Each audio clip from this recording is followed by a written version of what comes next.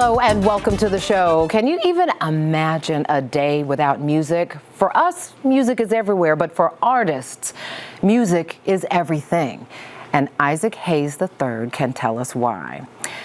He's the son of singer and songwriter and composer and actor Isaac Hayes, but Isaac Hayes III has carved out his own path as a record producer, a songwriter, an actor, an entrepreneur, and an advocate for artists. And wanting to carry on his father's legacy, Isaac III continues to fight for the rights of his father's music.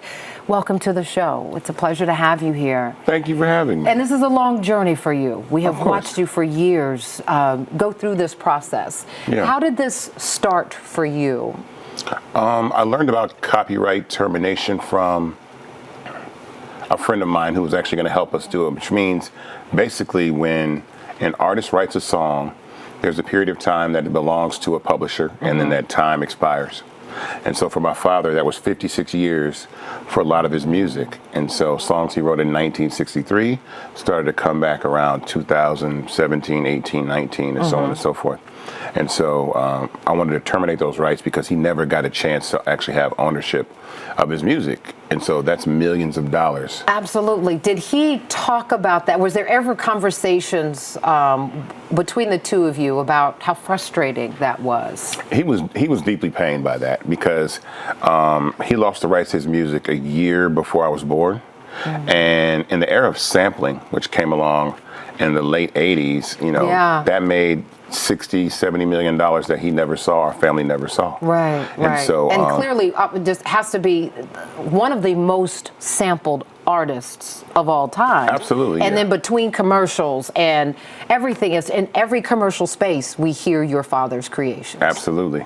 And it was important for me to make sure that I got those rights back because I have a large family, you know, brothers and sisters, and I run and manage my father's estate. And so I thought it was important that we reclaim that for our father's legacy and get all those copyrights back. And I understand, I mean, there's some legal issues pending, so we don't want to get too deep in the weeds here and jeopardize anything. But legally speaking, did you have any idea how long of a journey this was going to be? Did you ever go into this thinking, I didn't think it would be this protracted?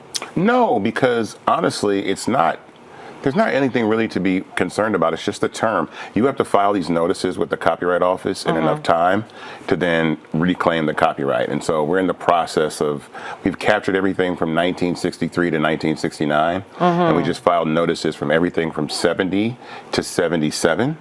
Which is another chunk. So you literally have to do this in chunks and periods of time. And then after that, all the rap songs that have sampled him over the years, it's over 1,700 records. We're going to terminate the publishing on those records too. Is it 1,700? Yeah. Wow. Yeah. So the lessons you have learned, you have now turned into part of your own work and your mission. Tell me about Fanbase. So Fanbase is a free to download, free to use social media platform that I built specifically for Black culture to finally have infrastructure that we own in social media. I think social media does not function, and a lot of things in this country do not function without the contribution, talent, innovation of Black culture.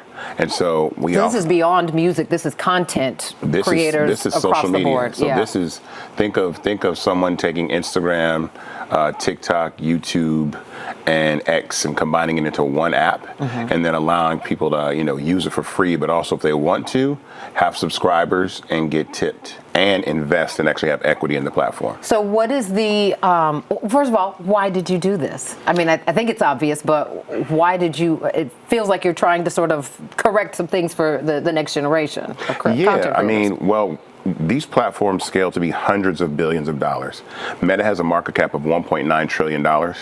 And I think the only way for Black people to effectively escape the wealth gap is we have to start investing in tech companies that leverage Black culture to hundreds of billions of dollars. Because so many are making money off of Black culture as well. 1,000%. I want to just circle back, though, to the artist component of this for musicians. Your advice to artists who are starting out and these independent artists. Sometimes you say that's not always the worst scenario to be under, right? Well, I say this as someone that has been recently critical of Black media. I think at a time that we need to be telling artists about the copyrights that they can get back, we're not doing that. So I've been one that's personally gotten online and saying, look, especially for hip hop and R&B. So post 78, the term to retrieve your copyright is 35 years.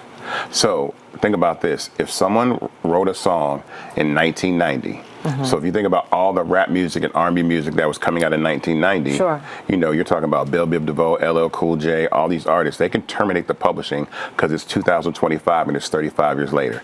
This will be the largest transfer of wealth to black people in the history of the music business, taking all of this publishing back, and we need to be telling every artist, every songwriter, every artist to terminate that publishing. Understood. Understood. I'm learning a lot in this conversation. Yeah. Isaac Hayes III, thank you so much. Yeah. All right, up next, you're going to meet James Artisan. He shares his take on music ownership as he opens up about his journey from songwriter to label owner when we return. Stay with us. We'll be right back.